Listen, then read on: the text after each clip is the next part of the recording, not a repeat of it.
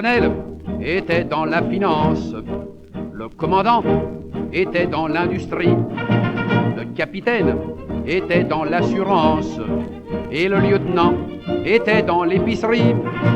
Le juteux était huissier de la Banque de France, le sergent était boulanger-pâtissier, le caporal était dans l'ignorance et le deuxième classe était rentier.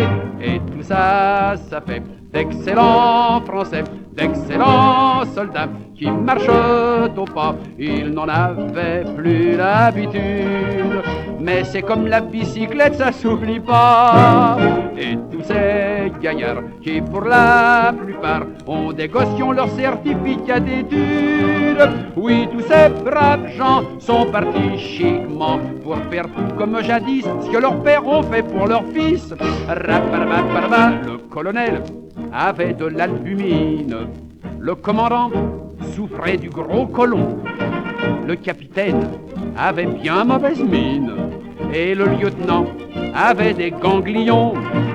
Le juteux souffrait de coliques néphrétiques, le sergent avait le pylore atrophié, le caporal un coryza chronique et le deuxième classe des corps aux pieds.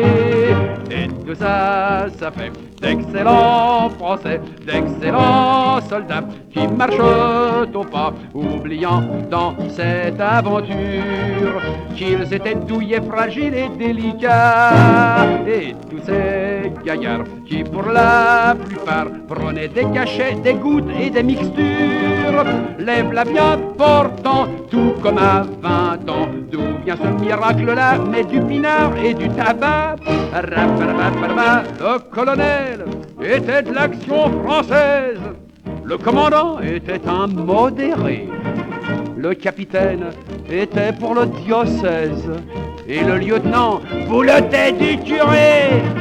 Le juteux était un fervent extrémiste, le sergent un socialiste convaincu, le caporal inscrit sur toutes les listes et le deuxième classe au PMU.